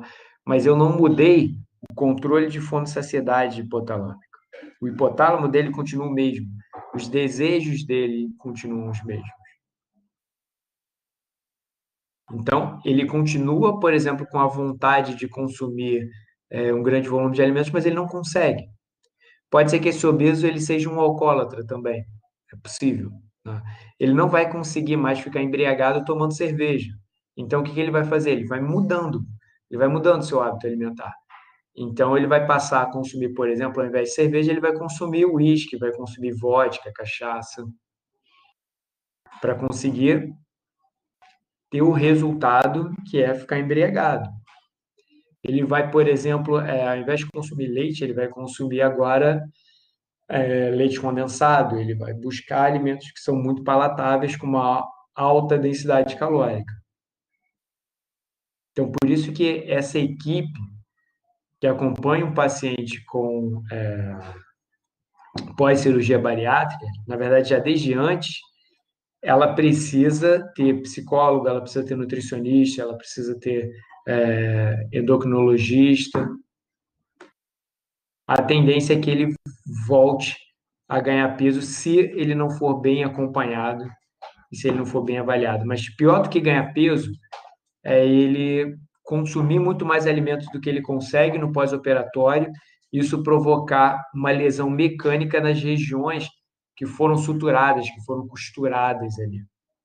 E aí ele vai precisar voltar para o centro cirúrgico e isso é a principal causa de óbito nesses pacientes. Não é porque ele volta a engordar, mas sim a principal causa de óbito é porque ele complica no pós-cirúrgico e ele precisa retornar para a cirurgia, ele não consegue tolerar um novo procedimento. E ainda tem uma outra questão. Se, por exemplo, aquele estômago que foi rompido, o conteúdo alimentar cai na cavidade abdominal, ele não vai mais passar por uma cirurgia que é uma videolaparoscopia, não. Ele vai passar por uma cirurgia de abdômen aberto, ou seja, não vai ser aquela cirurgia que fazem pequenos furos e inflam o abdômen com gás carbônico e faz a cirurgia toda por câmeras. Não. Ele vai precisar passar por uma cirurgia com o abdômen aberto mesmo, vai ficar com uma cicatriz enorme, porque eu vou precisar lavar a cavidade abdominal e investigar como que está todo o aparelho digestivo ali.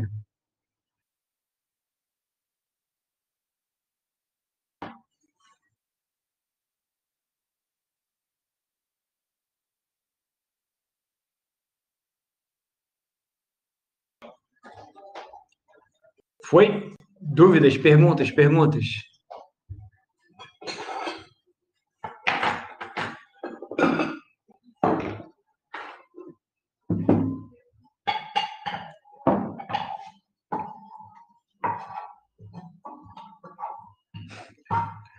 Eu também não quero, não. Vamos lá, vamos seguir? Fala, Thiago. Não, eu achei que você ia concluir, mas eu queria depois te fazer uma pergunta de outra aula, que eu não peguei a explicação na aula passada.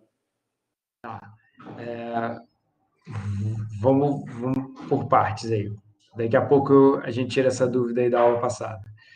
Eu não vou concluir a aula, não, ainda tem algum tempo. O exercício nessa história, qual é a influência? Bom, então, o exercício, quando o sujeito está num IMC extremamente elevado, eu acho que é essa a sua questão.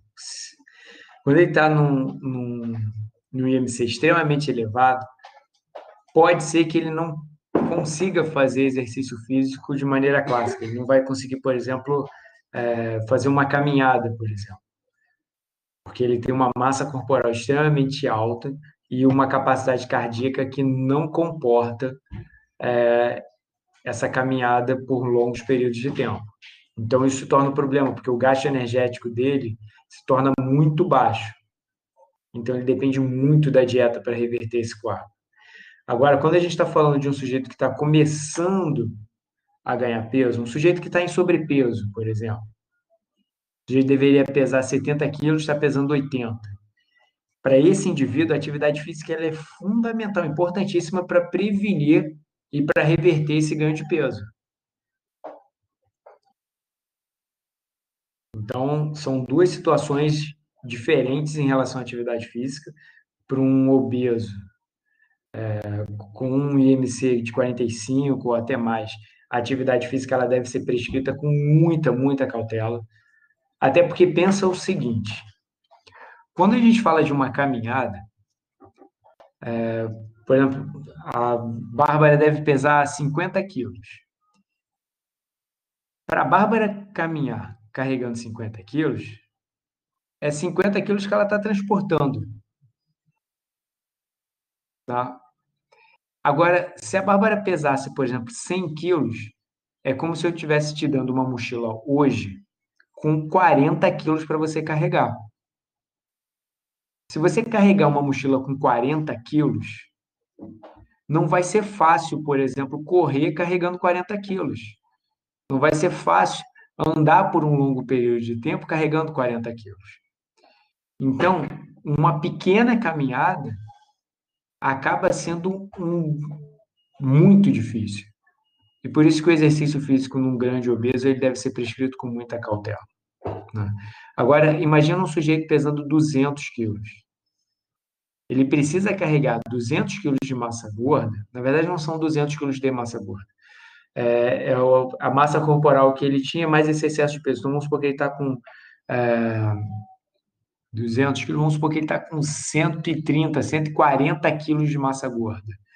Ele precisa transportar 130, 140 quilos que não o ajudam na atividade física. Não estou falando de músculo, estou falando de massa gorda, tecido adiposo, que é totalmente passivo.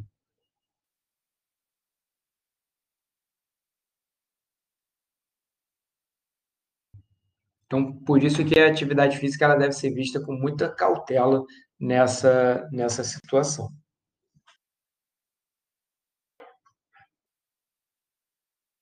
As atividades na água são interessantes porque elas reduzem o peso relativo, né? Porque ali, por causa da flutuação, né, o sujeito ele se sente mais leve, consegue se movimentar melhor na água do que fora dela.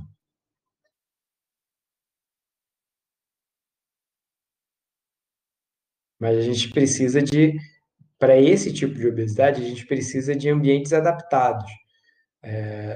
Essa escada da piscina, ela precisa ser uma escada mais larga, ela precisa ser reforçada, porque esse paciente ele não vai conseguir sair da água sem uma escada, ele não vai conseguir sair da piscina apoiando na beira na borda da piscina e puxando seu corpo. Então, eu preciso de ambientes adaptados para esse indivíduo. Não é tão simples o manejo dele. Até o deslocamento dele da residência até a piscina é mais difícil, porque eu preciso de um meio de transporte específico, eu preciso de um meio de transporte adaptado.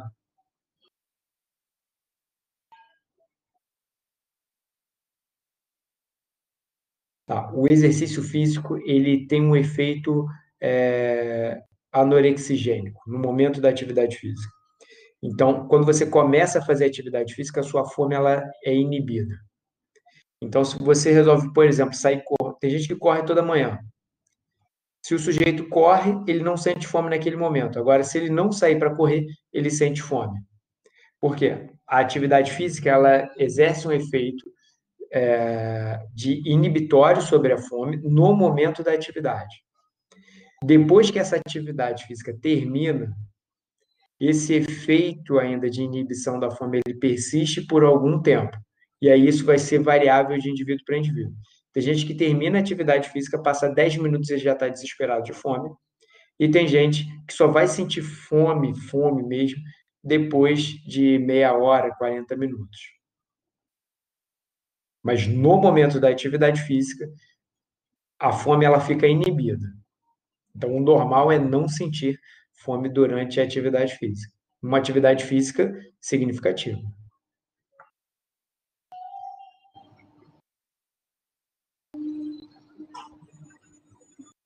Tá ok?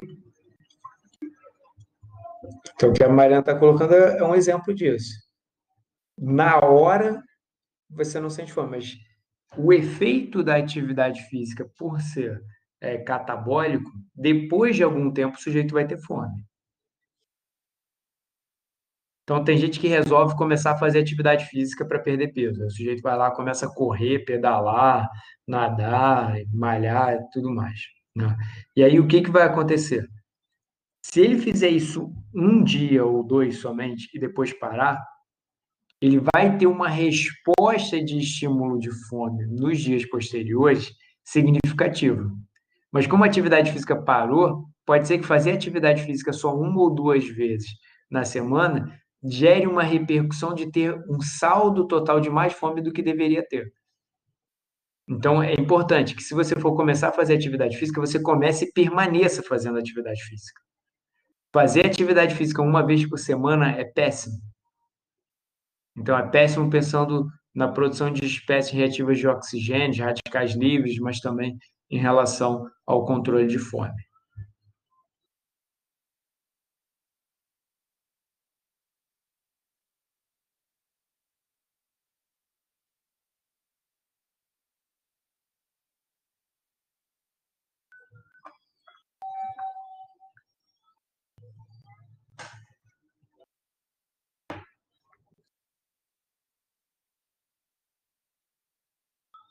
É viável, sim. Principalmente se essas três vezes não forem seguidas. Então, se você fizer, por exemplo, segunda, quarta e sexta, isso já é saudável.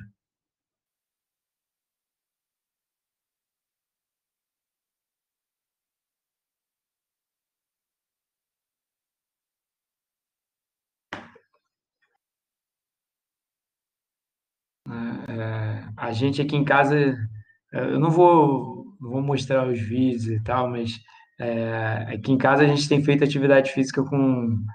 Peguei um galão daquele de 20 litros, fui ali na praia, enchi de areia, coloquei água, aquilo dali deve estar pesando agora uns 30 e poucos quilos. Peguei frasco de sabão de lavar roupa, enchi de areia com água, e aí tem mais duas caneleiras, aí a gente está fazendo atividade física sim. Ontem eu estava até. Ontem minha namorada estava levantando o sofá para fazer agachamento. A gente está adaptando umas coisas meio loucas aqui em casa para fazer o trabalho de força.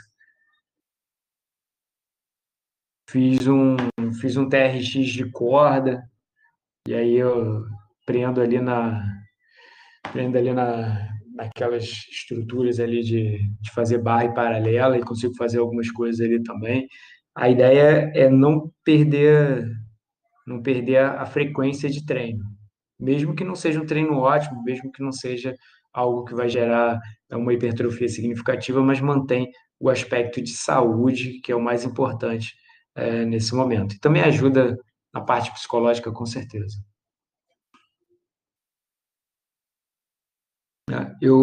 Na aula de hoje, eu consegui caminhar, nem cheguei nesse quarto slide, eu consegui chegar no terceiro slide, sendo que um slide é a capa, né?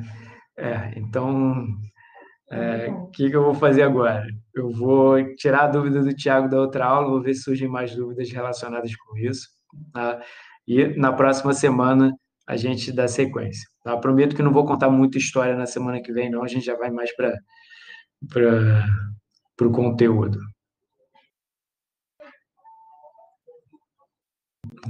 Fala aí, Thiago, qual é a sua dúvida da semana passada?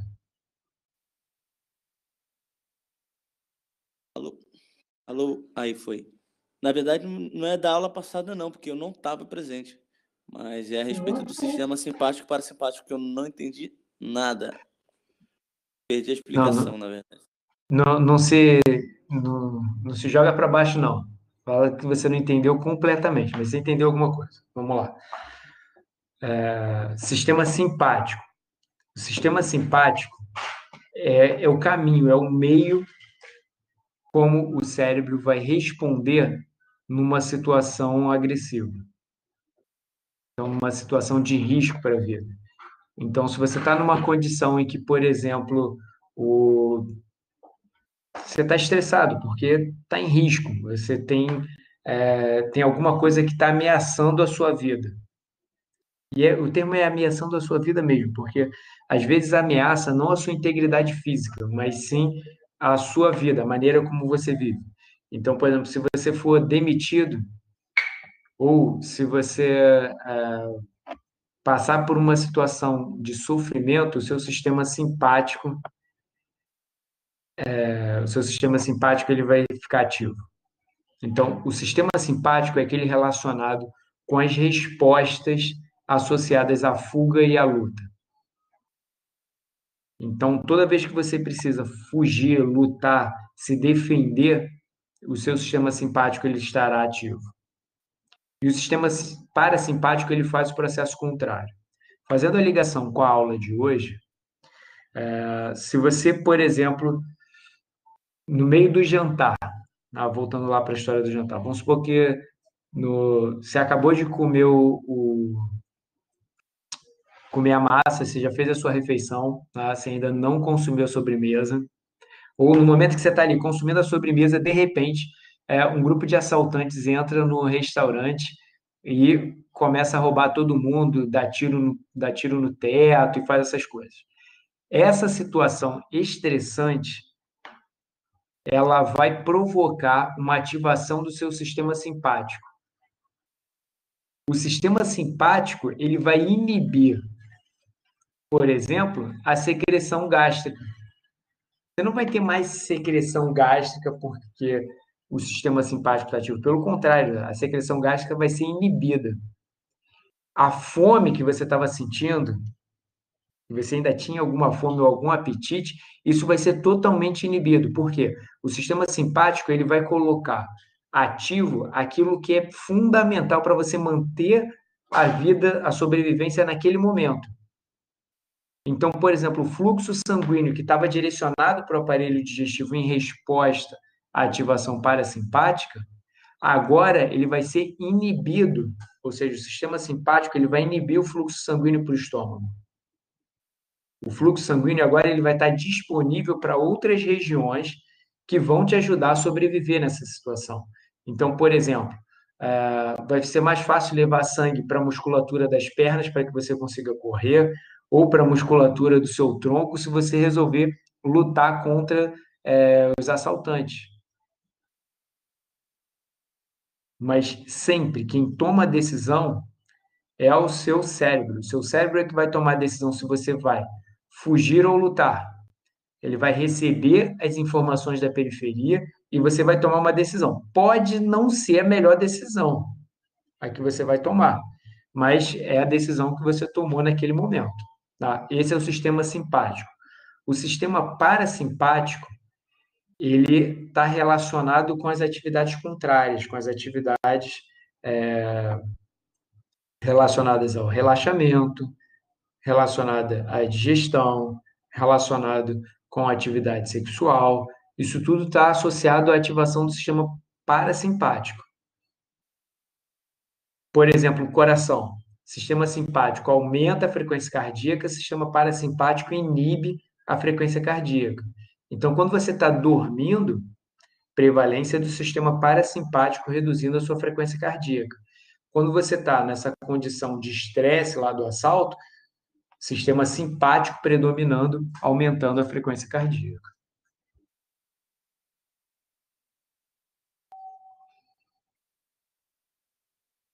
Então, contraperistalse é quando a motilidade ela se dá no sentido contrário. Então, você tem o conteúdo estomacal caminhando para o esôfago e saindo, que é o vômito.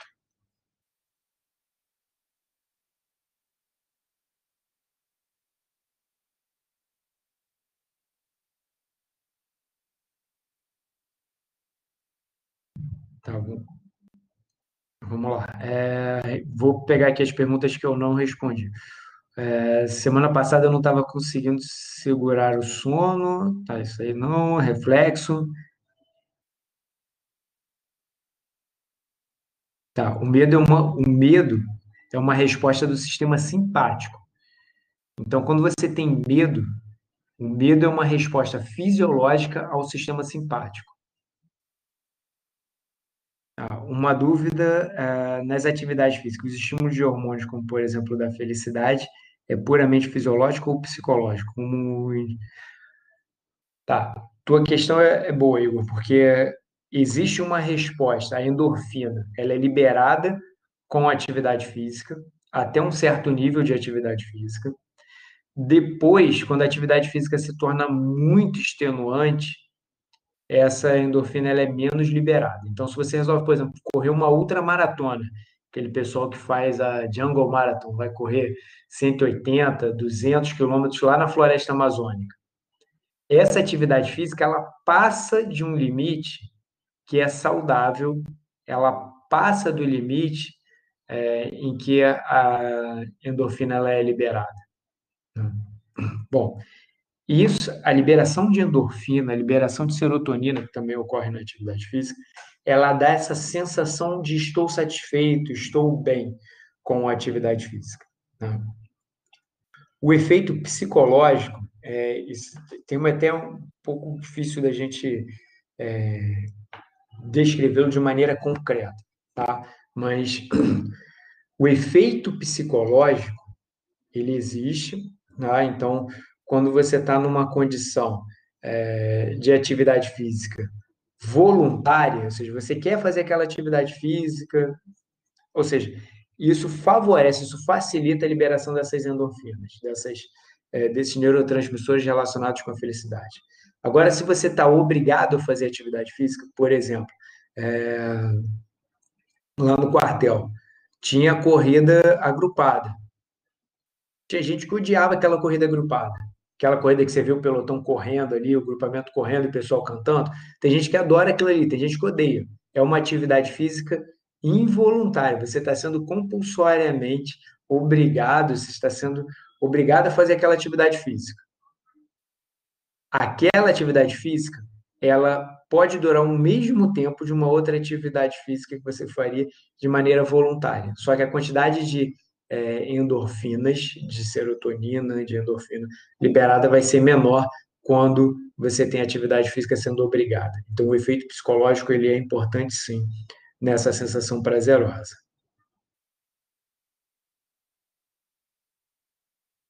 Então, o sistema simpático, a predominância, o sistema simpático, quando ele está ativo, não de maneira aguda, mas de maneira gradual, ou seja, de maneira crônica, melhor dizendo, por exemplo, um indivíduo que está estressado, tem gente que está trabalhando de casa, mas não está bem trabalhando de casa, está mais estressado. Por quê? Está achando que pode perder o emprego, porque a carga de trabalho aumentou, porque ele está trabalhando em casa, porque ele não está conseguindo criar um ambiente favorável para o trabalho. Então, o sistema simpático, nessa condição de estresse, ele fica cronicamente aumentado. E isso reverbera, isso vai repercutir na atividade neurológica, pode favorecer principalmente a ansiedade, e essa ansiedade levar a angústia e sofrimento e favorecer o quadro da depressão.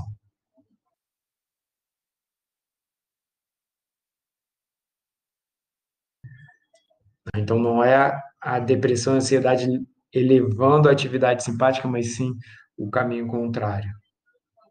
Uma atividade simpática cronicamente aumentada, não precisa nem ser muito aumentada, mas cronicamente aumentada é suficiente para que aumente o quadro de ansiedade e também de depressão. Mas lembrando que a gente pode ter uma situação contrária, o sujeito ele está ansioso com uma determinada situação e esse estado de ansiedade pode provocar repercussões sistêmicas, como, por exemplo, aumento dos níveis de cortisol, aumento nos níveis de adrenalina, pode favorecer a adiposidade central, pode prejudicar o sono, e aí pode compor um cenário em que a condição de saúde ela vai piorar bastante. Então, quando a gente fala assim, o sujeito ele tá estressado, é só tirar o estresse que vai tudo se resolver, às vezes tirar o estresse é realmente muito difícil. Na fala fica muito fácil, eu vou lá e retiro o estresse. Só que a condição estressante ela pode não estar no controle do sujeito, né? Mas aí a gente precisa trabalhar, e aí entra o trabalho do psicólogo, principalmente, mas também do psiquiatra, que vai entrar com medicamentos, né? Eu preciso trabalhar com a maneira como ele está lidando com esse agente estressor. Então, a maneira como ele lida com o agente estressor e as outras coisas que ele faz na vida vão influenciar nas repercussões fisiológicas.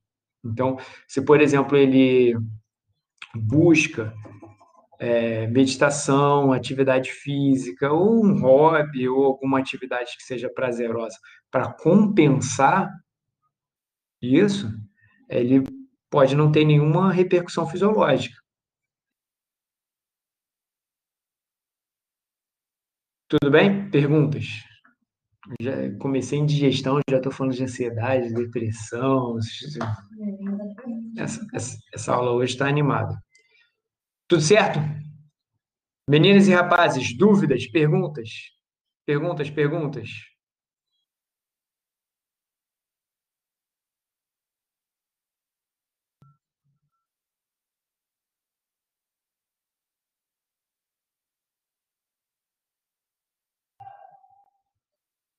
Vai ter aula no YouTube, sim. Tive alguns problemas técnicos essa semana, mas vai ter aula no YouTube, sim. Inclusive, essa aula eu vou colocar no YouTube.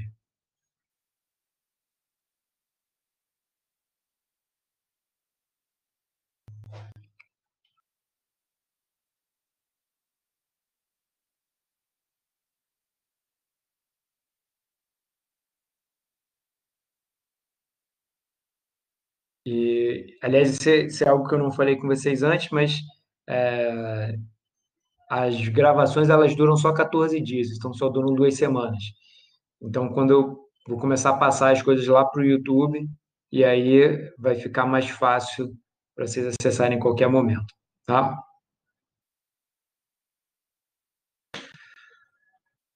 Tudo certo? Meninas e rapazes, vou encerrar nossa gravação.